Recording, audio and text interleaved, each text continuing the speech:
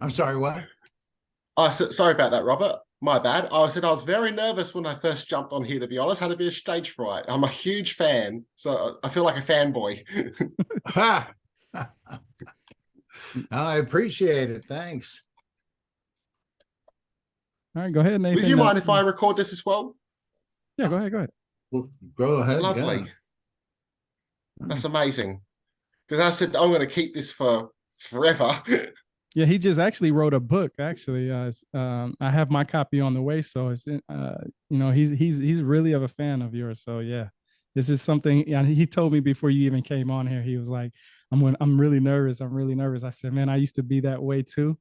And then eventually, I just got to the point where it's just very interesting to talk to people who are very knowledgeable, such as yourself.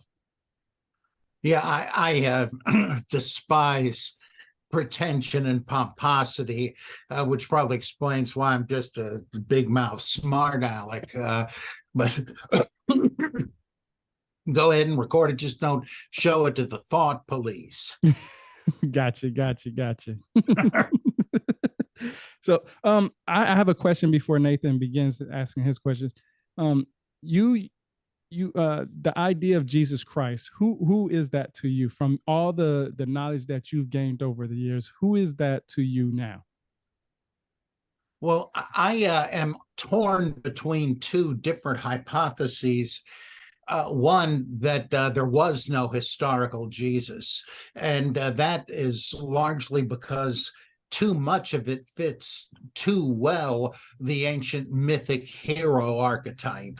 Everything from a divine annunciation to a miraculous conception, a child prodigy story, miracles of healing and exorcism, healing where ordinary doctors cannot, the sort of brand X versus Jesus kind of things. Excuse me. And then great popular acclaim, some kind of acclaim that he is a king or should be, and but then the people turn on him, and he is put to death on a hilltop, oddly enough, in several different ancient stories.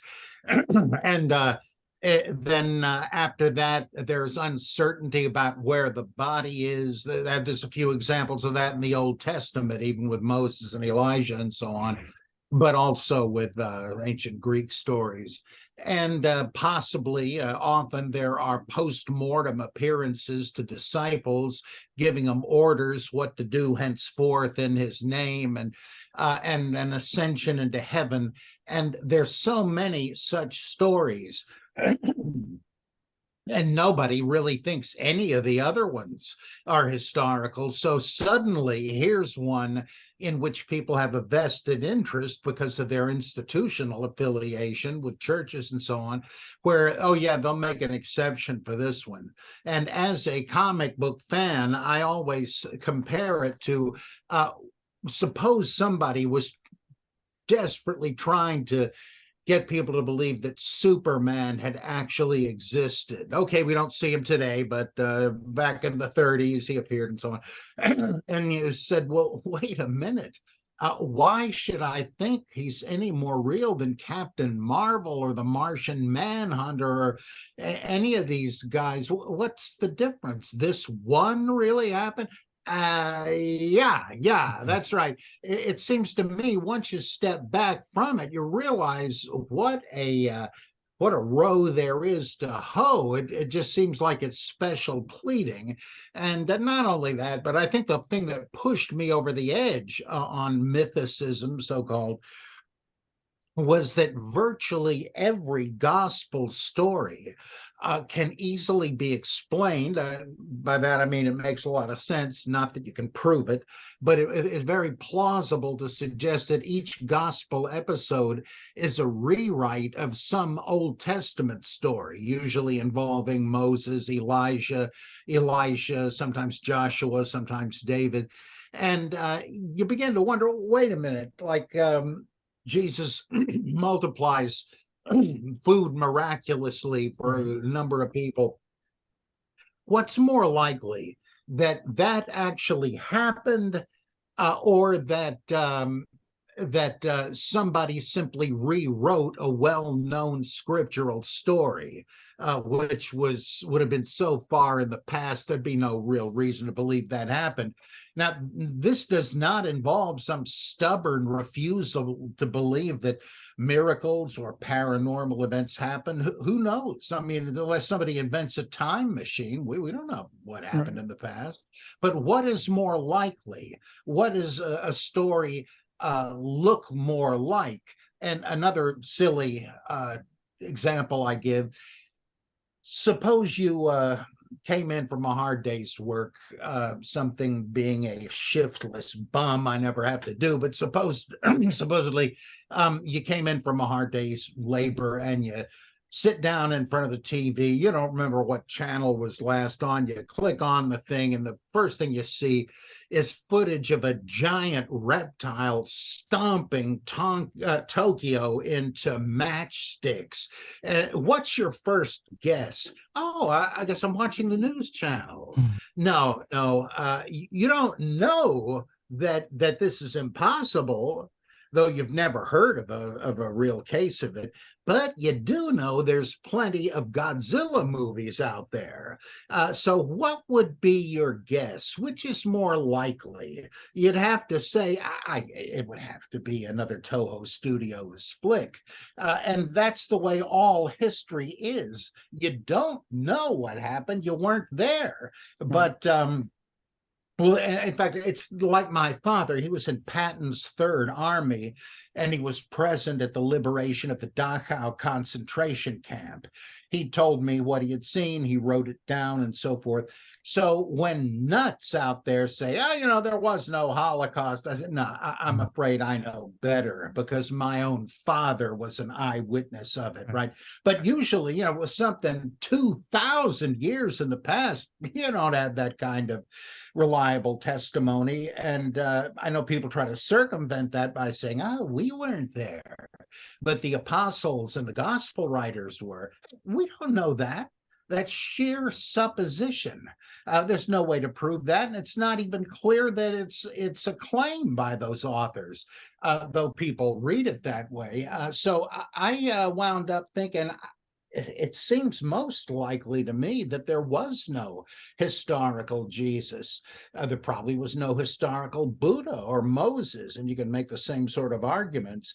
But the other option that I take seriously as a possibility is the one set forth by scholars, I guess, beginning in the 18th century, like Hermann Samuel Reimarus, and after him, Robert Eisler, and then S.G.F. Brandon in the 20th century, who said that Jesus probably did exist, but he was an ancient, an anti-Roman insurrectionist, like several we know of from contemporary historians, like Josephus and others, who told us about this one and that one and how they came to a bad end and so forth. There are some really startling similarities there, and also odd little things that look like loose ends in the Gospels, things that don't seem to fit the general narrative, but do kind of sound like somebody has tried to whitewash the thing but missed some stuff. Like at the Last Supper, where Jesus says, up to now you've gotten along fine spreading my message, right? Yeah, that's right, Lord. Well, from now on, if you don't have a sword, you'd better sell your shirt and buy one. And well, here's a couple of swords. Things, well, that ought to do it. What is that? What is going on there? Right. And this is right before the arrest in the garden, where these guys do whip out swords, and it's an abortive attempt to rescue him. And what is Barabbas? They say he had killed somebody during the insurrection. What insurrection? Was it the thing that Jesus led at the temple? What did he do in the cleansing of the temple?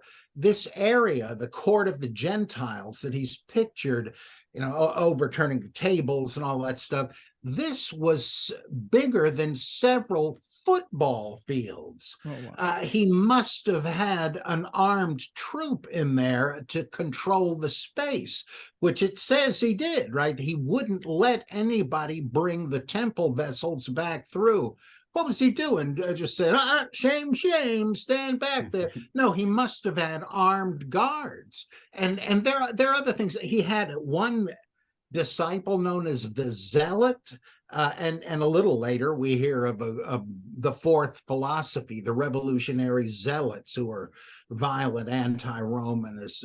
Another one named Bar Jonah. Well, that was the Bar Jonim. They were another revolutionary group. Or oh, geez, there's a third one as well. But at any rate, what are these odd things doing in there? And I think, well, where there's smoke, there's fire. Right. It looks, or the whole thing with blaming the Jews and getting Romans off the hook. Oh boy, that Pilate, he didn't want to, he would do anything to save Jesus' life. But he lets himself get bullied by a handful of pool hall rallies underneath his balcony. What?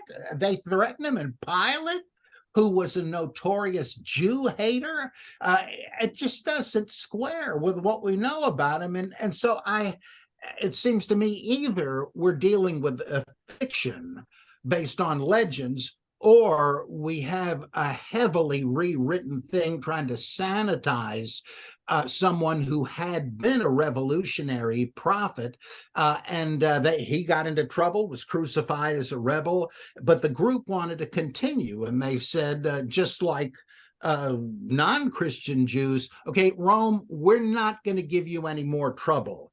Can you let us just go on as a religious group? Yeah, sure. Like, I don't know. There's nothing implausible about that. So I have to admit that that's a viable way to look at Jesus. But again, who knows? It's just juggling theories, and that's all we can ever do, apparently.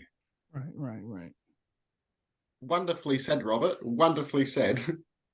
As well, could you please send me the record thing, Tyrone? Yeah, I'll send it. If that's okay. Yeah. Cheers. I also want to mention a bit about you, Robert Price, as well, with some of your honors about what you do, just for the audience that will be listening. And what are you asking or saying? Oh, I want to just mention a little bit about you, how you have 5 PhDs, and how you're an author, a successful author, and also how you're a well-renowned scholar across the world. I'm a huge fan personally, and that you can see you all across YouTube. So I want to highly recommend you, obviously. So I want to put that on record. Thank you. Right on. I have a question. Well, before I ask this question, Robert, I grew up in the Catholic Church, and I started my website about 3 years ago. It's because it's about ancient history, and ancient history is big on religion. Also, my favorite civilization goes back to the Sumerians, only because they're considered the first to have a writing system in the academia world. And I'm sure you've heard about the Anuna / the Anunnaki, right? And I'm pretty sure you have some ideas on who they may be or who they may not be.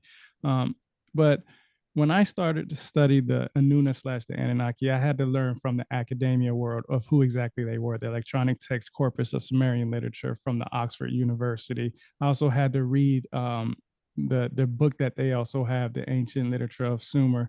And everything that I read from ancient Mesopotamia to Mesoamerica, the Popol Vuh, and then the Mahabharata from the Indus Valley, the Sumerian text, the Akkadian Babylonians, and so on and so forth.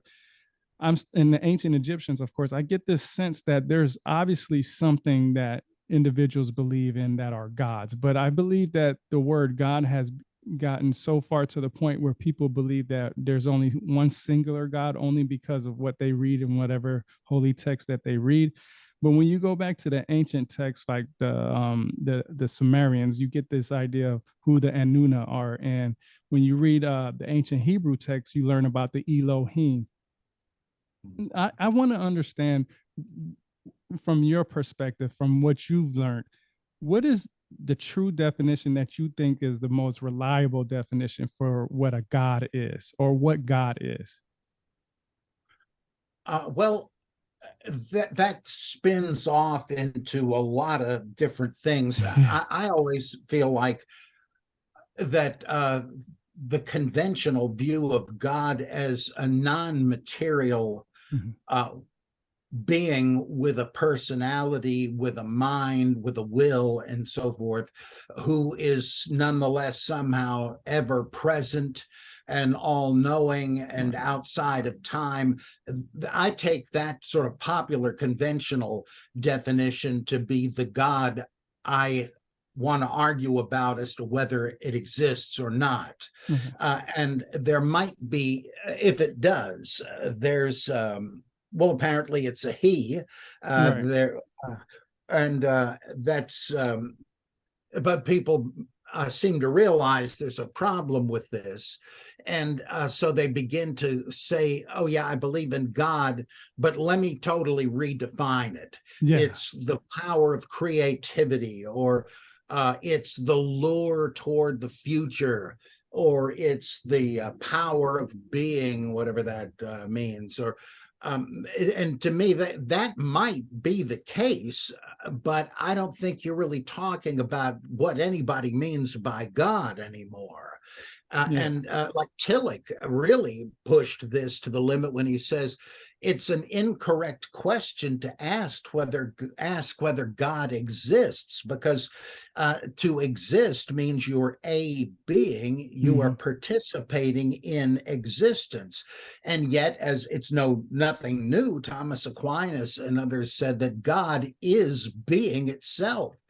God doesn't participate in being. God, if a God would, Zeus would be the supreme being, the greatest of all these divine entities, but he exists, supposedly. Whereas it's not quite clear that if you define God as being itself, or the ground of being, that it even means anything to say God exists. You're dealing with a different order of speech then. Does being exist? Well, there you've dipped into a philosophical debate about what would it be, nominalism and realism. Is like Plato says, is there being with a capital B that is more real than the things that exist? Or it was Aristotle, right? Well, no, that's handy, but it's a generalization. It's just a conceptual model. That's a toughie. I tend not to go with the idealists or realists, that there is this ideal reality, the form of the good or whatever. What do you mean there is such a thing? Conceptually, it's in your mind, but as what? As like a what do they call them? An irrational number or an imaginary number or something. It doesn't actually exist, but technically it's a logical factor in mathematics. And so is that what you mean by being itself? And so Tillich said, it's not clear that it's even a meaningful question to say, does God exist? God doesn't exist, because he's not, that's to lower the divine. And it is mind twisting, but I do kind of take that seriously. And it seems clear to me that the minute you start getting any use out of God as a person, when you say, I hope God will answer my prayer that evil will subside in the world and people will learn to love one another. What do you mean? What is he going to do? Hypnotize everybody? Or do you say, oh, thank God I didn't get on that. I didn't make my flight because the plane crashed and everybody was killed. Well, I know what you're saying. Thank God. You're saying, that is something to be grateful for, but are you grateful to someone? I don't think so, because that's like when Jesus says, I love this thing in Luke where people tell Jesus about this Roman atrocity that they killed a bunch of Jews while they were sacrificing in the temple. And Jesus has answers, do you think all those Jews were worse sinners than all the rest of the people in Jerusalem? No. Or those on that he brings up an example, those on whom the Tower of Siloam crashed. You think they were worse sinners than everybody else in Jerusalem? No. And that's it's like once you start raising elementary questions, it just seems ridiculous and absurd. What is God? God is a genie of some kind, and he needs you to tell him what to do. And he's involved in, he's answering everybody's prayers. It's like Santa climbing down the chimneys of every house all over the world in a single night. It just seems to me it's not a viable notion. You can't really think it out to a degree where it makes any sense. But okay, then I don't believe in a personal God. But then what else do you mean by it? I think that vanishes too. So I don't really want to say I'm an atheist, because that's too narrow. I would rather say that I am not a theist. And I don't even disrespect those who have beliefs, because I mentioned Aquinas. Aquinas he makes me look like some sort of salamander. I mean, there are believing Christians that were much smarter than I'll ever be. I just have to call them like I see them, but I respect everybody else's opinion. Right. And so I hate this kind of what I call Westboro atheists, the ones that just hate religion and religious people. That's not what I'm at. I'm kind of a loyal opposition because I love religion and religious people. But I guess I feel like Joseph Campbell. I cannot really identify with any of them anymore because I kind of know too much about them. Okay. So that's more than you asked for. No, I'm glad you said it like that. That's because wonderful. That is wonderful. It makes sense. You basically gave me your emotional feelings towards it with your knowledge behind it, and that's what I needed, because, like I said, I grew up in the Catholic Church, and I kind of I don't believe the same things that I believed in when I was little. And it's only because, like I said, I studied the Sumerian language. I studied Akkadians, Babylonians, the Mesoamericans, and so on and so forth. I really deeply get into it. And when you mentioned Plato, I actually have 30 of his books. Like, I love his books because there's so much knowledge in there. And I really read a lot. Like, it seems like I read so much to the point that one thing, I have one question answered, but then like 10 more questions come up behind it. And it's like that for everything that I read about. I have a lot of articles on my website that I share where I take these, those little signed signature tabs that people put on contracts and stuff like that.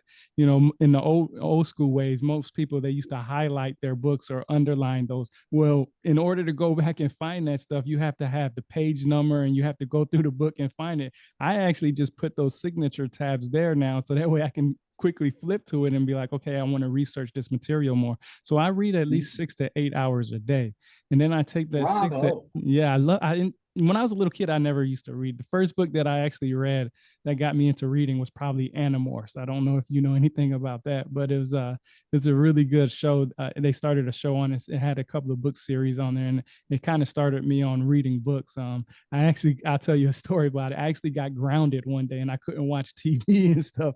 My parents wouldn't let me watch TV for about 2 weeks. So I found this book. I don't know how I got the book in my hand, and I just read the book, and I was like, "This is pretty interesting." And then you mentioned how you said your father was in the war, right? Mm-hmm. Yeah, I actually served. I'm actually a combat wounded veteran. I was wounded in Afghanistan. Wow, my hat's off to you. Thank you.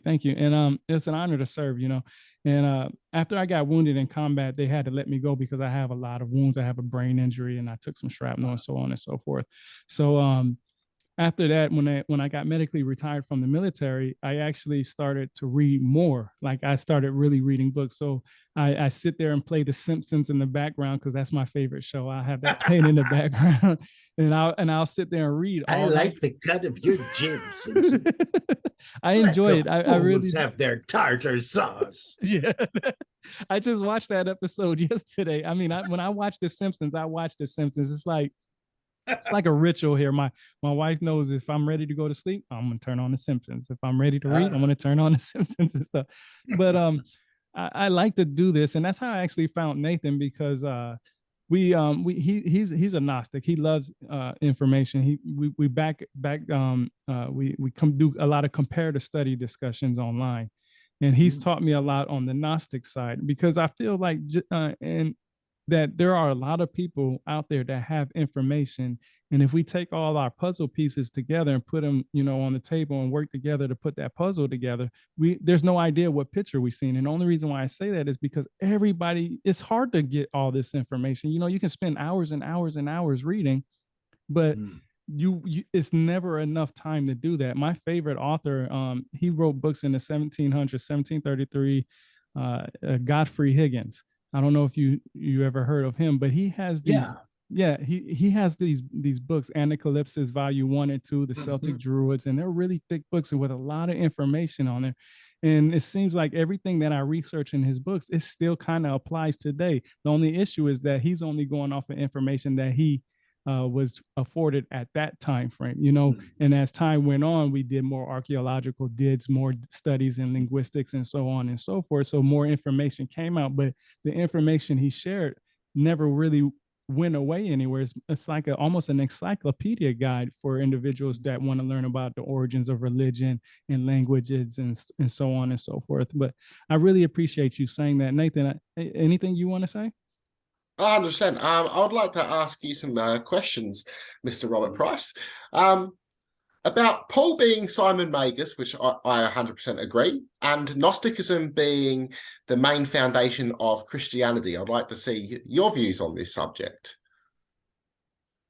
Well, I have a sort of complex and admittedly weird sounding theory of Christian origins, in that I do think, I think that Christianity began probably as a kind of Essene sect, just like Renan and a lot of people said.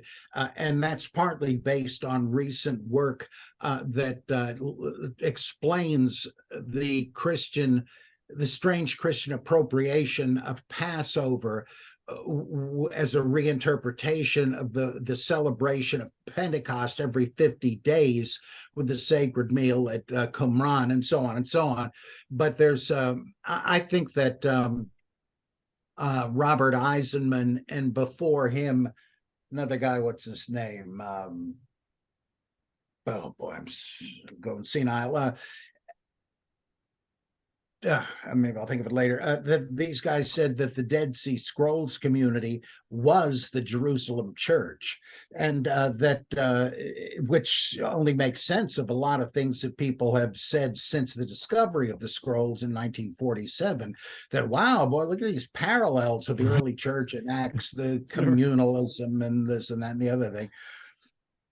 The governing body of 12 and an inner circle of 3, which sounds a lot like the Gospels and so forth. And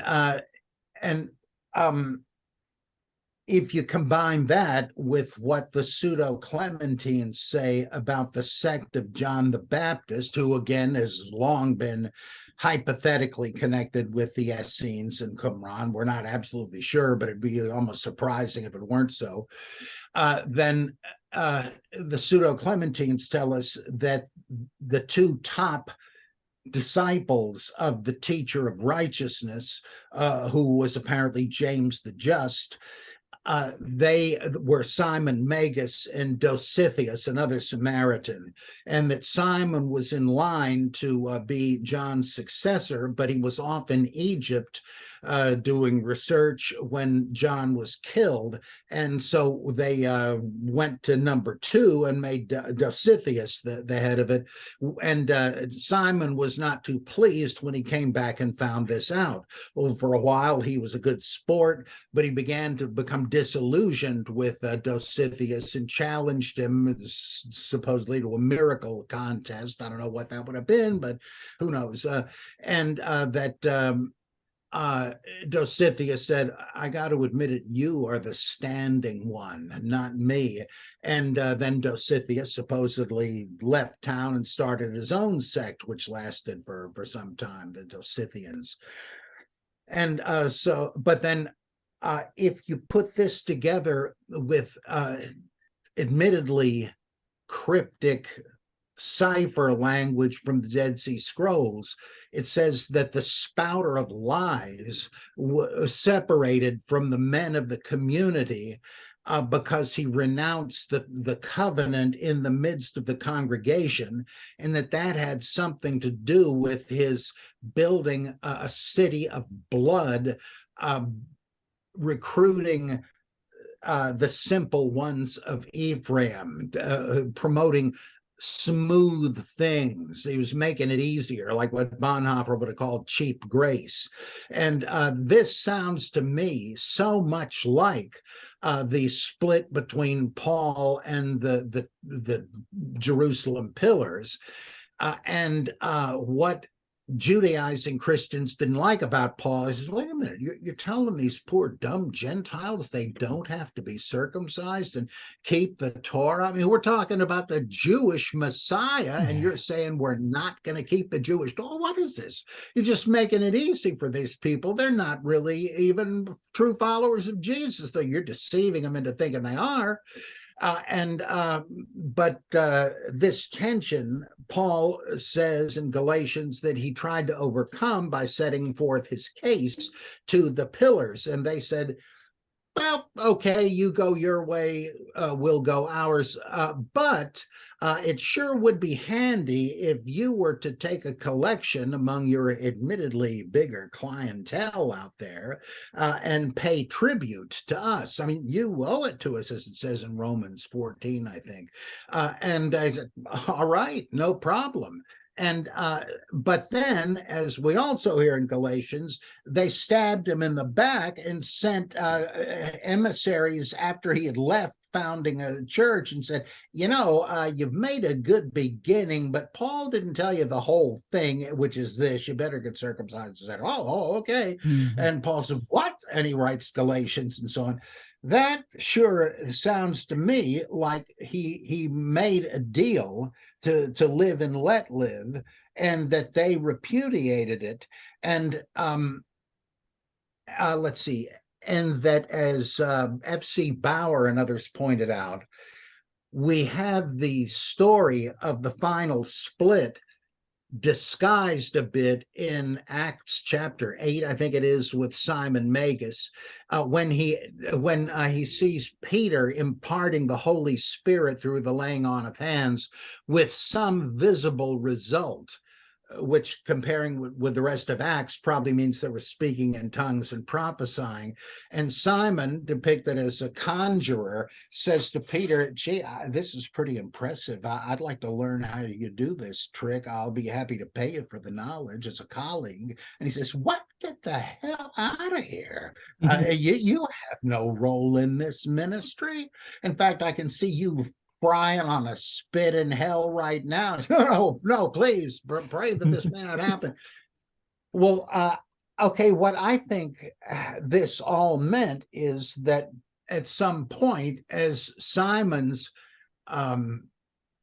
movement was growing and he was successful in founding these congregations, the Qumran elders, the 12 and the 3, thought, we're shriveling up here. We're just like in Galatians and Acts, they're the poor. Their socialistic, communalistic lifestyle bankrupted them, as it inevitably must. And so they needed cash from outside, and that's what they were relying on Paul to do. And he did, or Simon. And but then they decided that, you know, if we could get a hold of his congregations and get them to switch their allegiance to us because we're teaching the real way of Jesus, we wouldn't have to worry about this guy. We could just get the money ourselves. They would be our franchises. And that's so that the deal was off. But while it was on, I know this is impossibly complicated. While it was on, Simon must have made a theological compromise with them. Irenaeus tells us that Simon claimed that he had seemingly suffered on the cross as the Son, and that he had been known among the Jews before that as the Father, and now he was active as the Spirit. So he was a reincarnation somehow of the Son, or perhaps it was an adoptionistic thing, and the spirit of the Son entered into him. So he must have said, "You have to the heads of the Jerusalem / Qumran church, you need to accept my Christ, my own previous incarnation." And so they began to write stories in which they still figured as the 12, but they're all shoved to the side, because now it's Simon's Christ figure that is paramount in the stories. And similarly, the three in Qumran, well, they were the three pillars. And so they have very little role, but at least they're on the scene. That's something that I think Martin Noth, the Old Testament critic, called the redundancy principle, that when a new character is made the star and put on center stage, the people who were the star are not cut out. They still have their fans, but they take a secondary role, just like Moses and Aaron. Once Aaron is introduced into those stories, Moses is just holding his coat and things like that. So that would explain how some of this stuff settled out as it did. And Simon was of a more esoteric bent, like Qumran was. I mean, they had people memorizing the names of the angels, which is, I think, obviously a Gnostic thing, because you're going to ascend through the heavens and you need to have the names of the archons as the passwords. So they seem to be they had this inheritance from Simon that it was too late to get rid of, but they didn't want to acknowledge their debt to him. So Simon gets divided into Simon and Paul, and that way you could rehabilitate what you did owe to this character. He had founded the churches and all that, but you're sanitizing him, making him one of us, as in Acts, where he's paying for these guys' sacrifices, and so that everybody will know these rumors about you are not true, that you don't tell people you don't have to keep the Torah, right? And it's just obviously seems like a face-saving maneuver. So and then there must have been other feed-ins too. I think Burton Mack was right that Christianity had several roots. It wasn't just one thing that mutated. There must have been mystery religions and other types of pre-Christian Gnosticism. But my guess is that's where the basis of Christianity comes from. And one last thing, this or some version of it has to be true to explain the gaping anomaly that, oh, big deal, Jesus chooses the 12 and they go out into the world and preach the gospel. Where did Paul come from? Where this out of left field, out of nowhere? Why wasn't he one of the 12? Some people think he was, people that don't know their Bible that well. And then why did Jesus have to recruit the guy?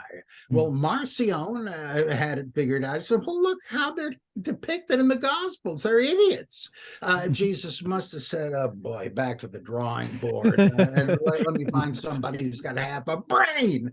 And something like that must be true to fit the pieces in. Somebody will no doubt come up with a better way of doing it. But to me, that's what makes the most sense. Right on. That's wonderful, wonderfully said. I had another one to say as well, and I find this interesting before I ask this question. There were some ancient Gnostics out there that believed Jesus was a myth, and it didn't matter if he existed or not, as it was more the figure that you achieved for yourself. I'd like to see your views of Jesus being a myth and what evidence you would suggest for others to look towards. That's a good Well, question. the degree to which the Jesus stories parallel the Old Testament stories, and I go into that in detail in my book, The Christ Myth Theory and Its Problems, where I give you the whole text of the gospel passage and the whole text of the Old Testament passage with some commentary, most of which is not original to me. In fact, I went through a whole bunch of books where scholars would point out this or that as a likely candidate for a rewritten Old Testament story. Some of their arguments I found implausible, but ultimately I found it seemed like there was not one story that didn't look kind of like it was a rewrite.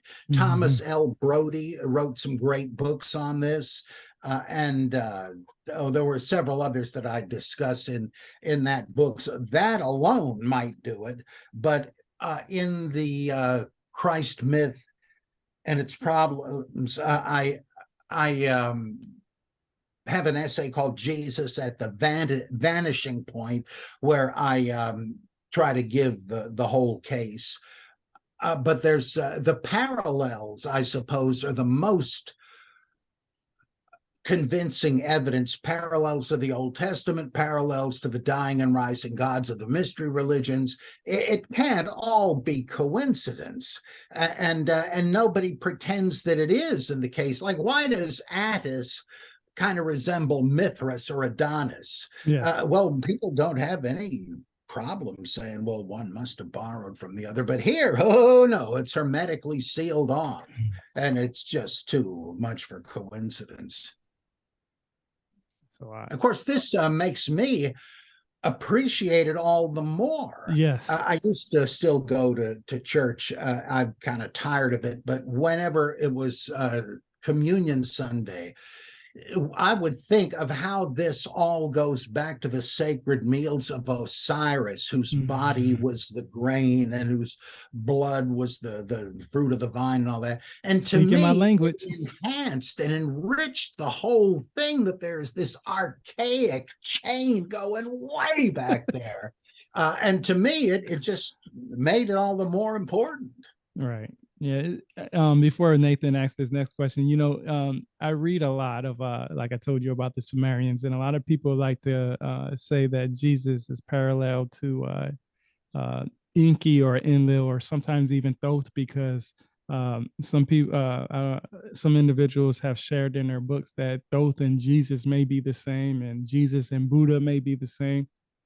And it's not too, to me, just personally, it's not too hard for individuals who have a mindset where they really want people to do good and just be good, be deified as a god. I don't see that too far-fetched of happening.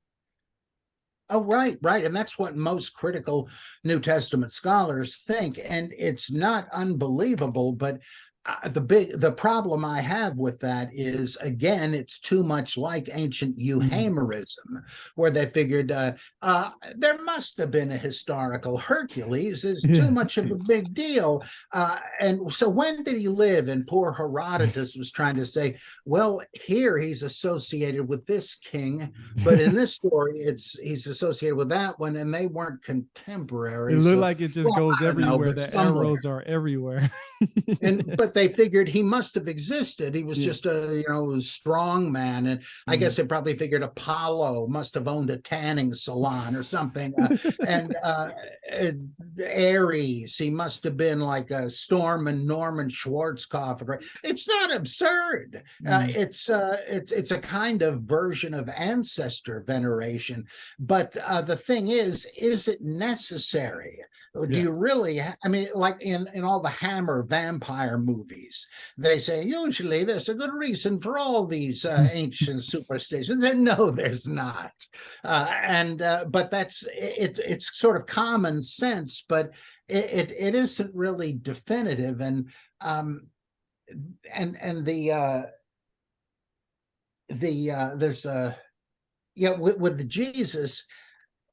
Especially, I find this rings hollow because Bart Ehrman and many others will say, well, Jesus wasn't mentioned by real historians. of his day. How come, if he did all this great stuff? Mhm. Well, because he didn't do all this great stuff. He was just one more rabbi, and you're not going to find a chapter on Oral Roberts in an American history book. There are a dime a dozen. Mm. But the thing is, if Jesus were that unremarkable, the question is not why historians ignored him, but why Christians didn't ignore him. It's like, again, let's say somebody's trying to prove that Superman existed. And they say, wait a minute, do you really believe this guy could leap tall buildings in a single bound and didn't need to breathe air in outer space and all that? Well, that admittedly, they puffed it up for fiction's sake, but there must have really been a Superman. And so you start systematically omitting the stuff, shaving off the obvious legend. What have you got left? What was the historical Superman? What was the Well, he bare was Clark bones? Kent, a mild-mannered reporter for a great metropolitan newspaper. What? Would there have been Action Comics if it were only about a reporter? It's like it's self-defeating. Like, what's the big deal? It must have been a pretty big deal. Right. And for the same reason, I doubt seriously the Buddha ever existed. There's even pretty good arguments now that Muhammad never existed. I'm surprised at that one, but I've been reading more recent scholarship, and it's no surprise. Yeah, they could have puffed up a real leader, like someday they may deify Dr. King. Yeah. I wouldn't be surprised, or Einstein or something. Yeah. But the thing is, you don't need that. I mean, it might happen, but there are plenty of examples of fictional characters that people have wound up. People still write letters to Sherlock Holmes. Will you take my case? People still write to Uncle and ask, how could I be a recruit there? And it just seems so real to them. Right. All That's right, a go ahead, great point, Nathan. I'm because we have a sorry. Jedi religion too. So that's a Yes, terrific that's point, right. Mr. Robert Price. Mm. Wonderful. I also have another question. I have two more left. I want to see your view on ancient Christian rituals involving psychedelics or psychedelics That's a good one. within ancient Christianity. I wouldn't be surprised, but as far as I know, there's no real evidence of it. In fact, when people have more of a case to make about Moses and the pillar of fire and all of that stuff, but their arguments all smack of 18th century Protestant rationalism. And by that, I mean the more critical thinking theologians were heavily under the spell of Newtonian physics and saw the universe as a great mechanism. To think that there were miracles that violated natural law was an insult to God. What, he had to stop things and make mid-course corrections? No, it's the incredible efficiency of the mechanism of nature that is a proof of God. But these guys still believed that the Bible was infallibly accurate. There was sort of it's like a transitional stage in theological evolution. So they wound up saying, well, okay, now we don't believe in miracles, supernatural violations. So the idea of the Bible writers being inspired by the Holy Spirit to write what they wouldn't have otherwise, okay, that's on the trash heap now. That we have to recognize that's just superstition. But maybe it's true anyway, because all the biblical writers were eyewitnesses of what they wrote. Yeah, that's the ticket. And so you have people saying, okay, Jesus didn't walk on the water, he was water skiing, or he was no, just kidding, where he knew where the stepping stones were, or whatever. He didn't really multiply the loaves and fish, but he had the Keebler elves in a cave behind him who were baking it, and he was handing it out. And with the Old Testament, they said, well, did they cross the Red Sea? Well, technically, it's the Sea of Reeds, which is true. It's a marsh. And so maybe what happened was that there was seismic activity and subterranean gases pushed up the crust of the earth, in the seabed, creating a temporary land bridge, and the Israelites managed to cross over. But by the time Yul Brynner and his soldiers were hot on their heels, the gases began to dispel, the things sank, and they all drowned. Yeah, that could have happened. It's not impossible, but after and the swoon theory, right? Well, Jesus didn't rise from the dead, because of course that would be a miracle, and they don't happen. It's beneath God's dignity to pull off a magician's trick like that. So what happened? Well, the Bible's true, and it says Jesus was crucified, and it says 3 days later he appeared alive. Well, obviously he didn't die. Right. They thought he died, but he didn't. This is often taken to be an attempt to debunk Christianity. Well, it's used that way, I guess, but that wasn't the original idea. They're trying to defend the accuracy of the Bible by denying a miraculous resurrection. Well, to me, this stuff where, oh, they saw the pillar of fire, but that was because there was some sort of rust, some sort of, I can't think of the actual name, on the manna, the wheat they found in the desert, and they started hallucinating. Come on, it's conceivable. But now, again, it's not impossible, because they did find some residue of marijuana in ancient temples. So I don't know, but the specific arguments for this and that alleged miracle strike me as the kind of thing where Jesus was water skiing. It just seems like contrived rationalization. And if you could find more in the way of finding the residue of the drug in temple vessels, okay, now that's evidence, not of much yet, but that's the kind of thing we need to know if this is plausible or not.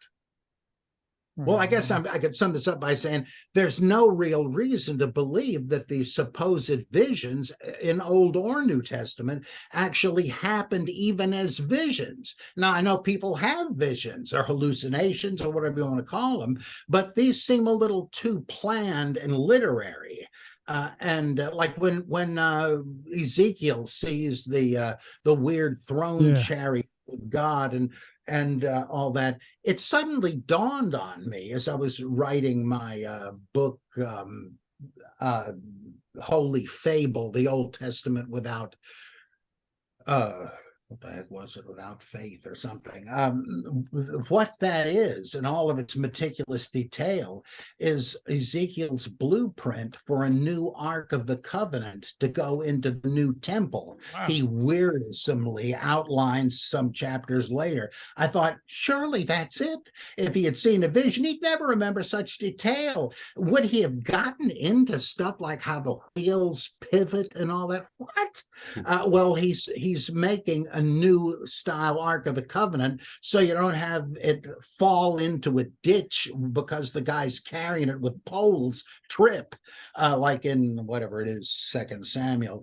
And so it seems to me that's kind of what we're dealing with these visions. They're like the book of Revelation. That's not any vision anybody ever had. It's all a literary construction, and a brilliant one. And it's almost doing it a disservice to think it's an actual record of visions. People have visions, but this doesn't read like one to me. Okay. That's a great point. Great point. And for my last question, I'd like to see your view on Zoroastrianism's influence on Christianity.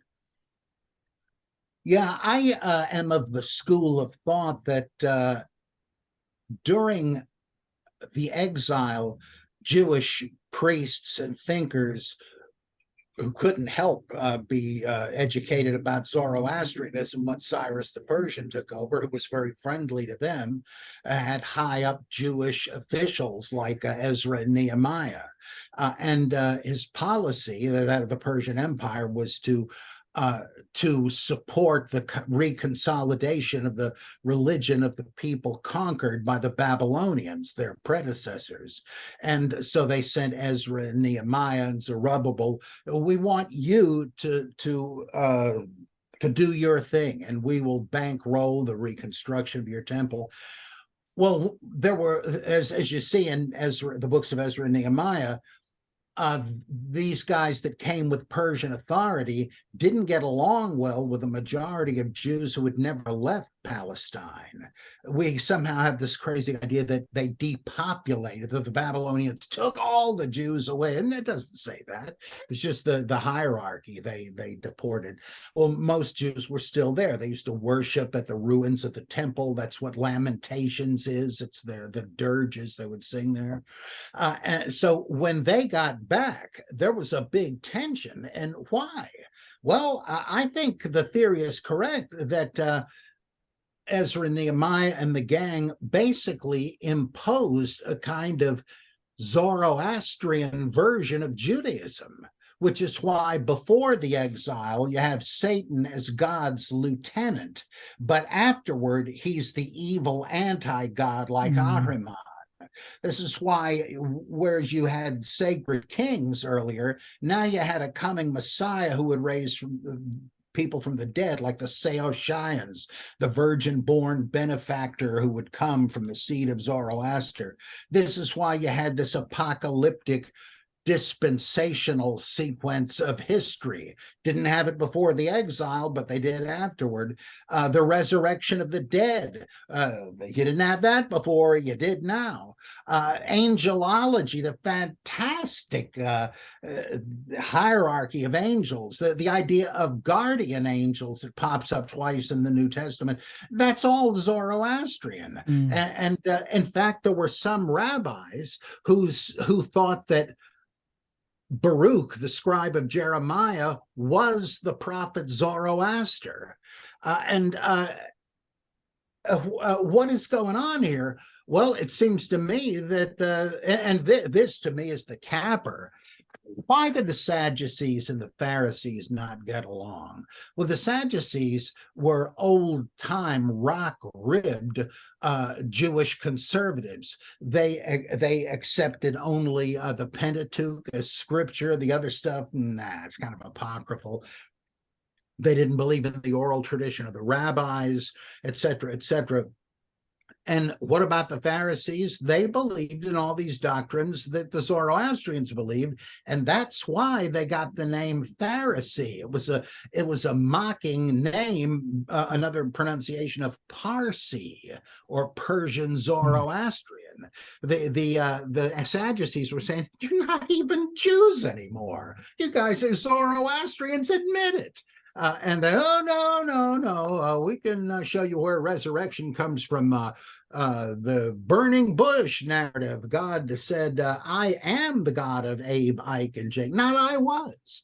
So they're still alive or something. I mean, if you got to go to that length to say your doctrines are genuinely biblical, you're grabbing at straws. So I think, yes, if this had not happened, you would not have Christianity or Islam, because it's the resurrection, the apocalyptic thing, the savior and all that. You wouldn't have had that but for Zoroastrianism, which means it is the great link between the religions of the West and the East, because it is a mutation of Hinduism, just like Buddhism is. And I have a book coming out, a massive one, over 600 pages, I think. Oh, yeah.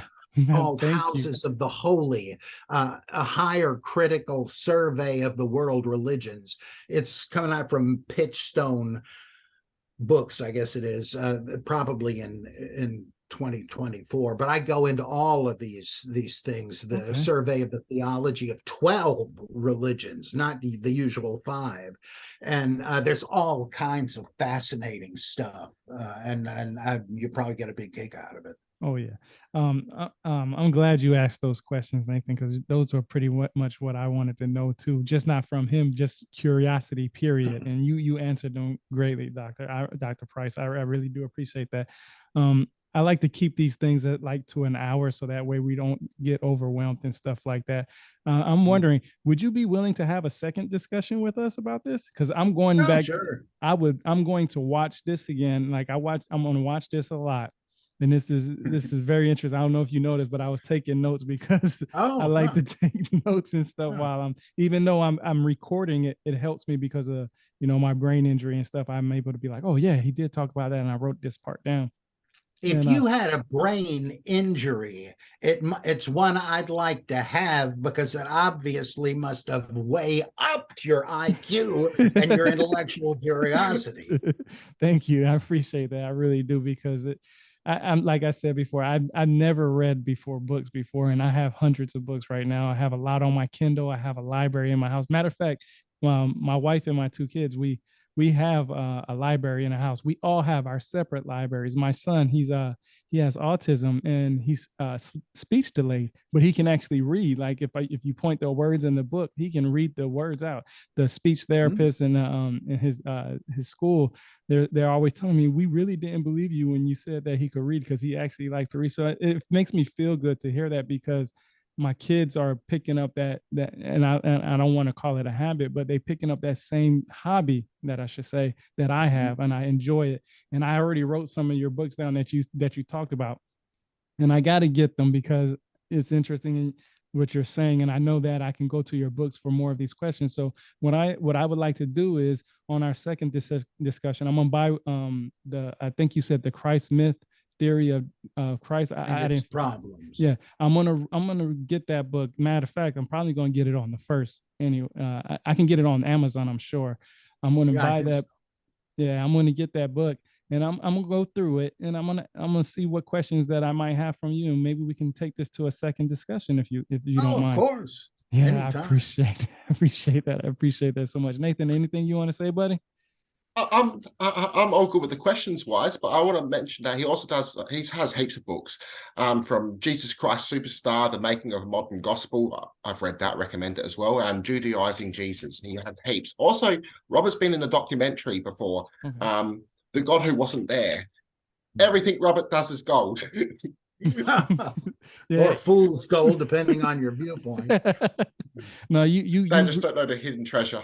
no, Oh, thanks. I'm glad. yeah, this happened because of Nathan. He's always talked about you. He uh I messaged you probably a month or two ago, and we kind of things kind of happened in my life that I had to slow down on some things and stuff like that. And I'm glad that when I messaged you again, you was like tomorrow at 1, and I was like, hey, I'm not gonna let this opportunity drop. So it's actually Nathan's actually in Australia, so he's about Whoa. what 12 to 14 hours ahead of you. So I've been texting him, making sure he stayed up. He said, man, I'm ready to have this. And he says, I'm nervous, but I'm ready. So Oh, we really enjoy this. I can't no, thank so you did enough.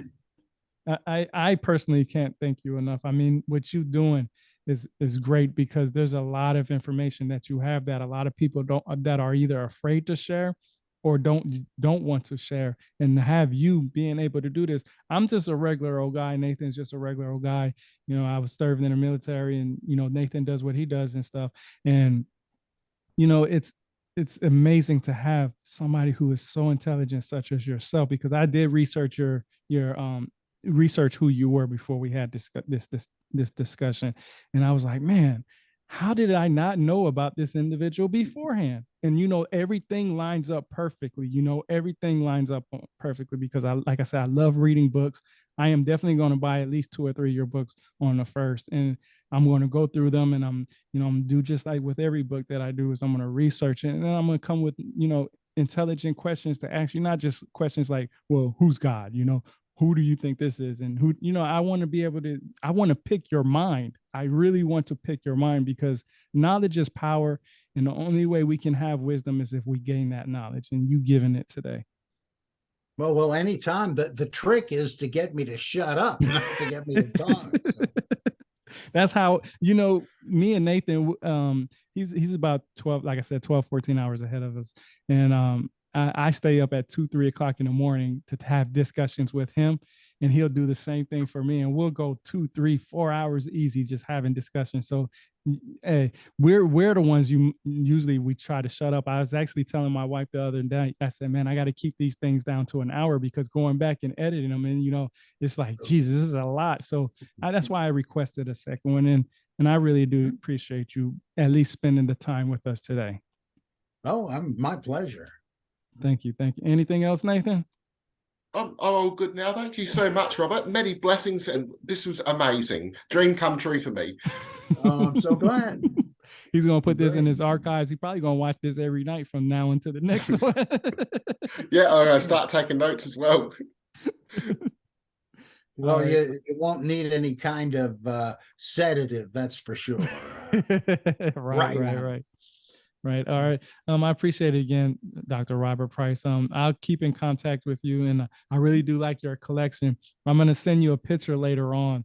I actually have on top of my one of my libraries, I have a collection of Ninja Turtles that I bought a few weeks ago, and they're made out of metal and screws and all kinds of stuff. So right after this, I'll send that to you, and so you can see what I'm talking about, because I love that stuff too. Yeah, My favorite is Batman. I just had to throw that out there. Yeah. See, I got him right here. Yeah, I love that, man. Oh yeah, you got the Robert Pattinson one. Well, this is just a comic book based one, but I do have one of the Robert. Oh, it looks Pattinson. almost like it from what I see. Yeah. All right. Well, yeah, I love the Flash movie. Have you seen that yet? Oh, I'm ready to watch that one. I'm ready to watch that one. Mind blowing. I'm ready. I'm ready. Have you seen The Boys, Robert? No, I read the comic, but I've never seen the show. The show's a lot better than the comic. Wow. Huh. Yeah, I found the comic. That's rare. Huh. Yeah, I somehow didn't like the nasty view he took of superheroes, as if they're all corrupt and so forth. But it was interesting stuff, though. All right, Robert. Well, we'll let interesting. All right, Robert. Okay. Well, we'll let you go and enjoy your day. Hey, Nathan is over here blushing. I can see it right now. So we really appreciate it. Thank you so much again. Okay. See you soon. All right. We definitely will. Thank you. You have a good day. You too. Thank you, Robert. Thank you. All right. Bye-bye. How do I end this? Oh, here we go. Hey, how you feel, Nathan? Good, brother. Good. Thank you heaps for that. If you can, send me the link. Yeah, I didn't hit record. I got you. I was too watching. I got you, bro. Oh, that was wonderful. I got you, man. Cheers, I'm glad that made your day, man. You know I'm here for you, bro. You know I am. Thank you, brother. Yeah, no, I'm cheering, bro. All I right. can have a couple of bongs now before I pass out. Hey, brother, you take it easy, man. Peace, man. I'm gonna go pick Peace up and my love, son Tyrone. from Have a school. lovely day. All right, brother. You take it easy, man. Safe journeys, brother. All right, bye-bye.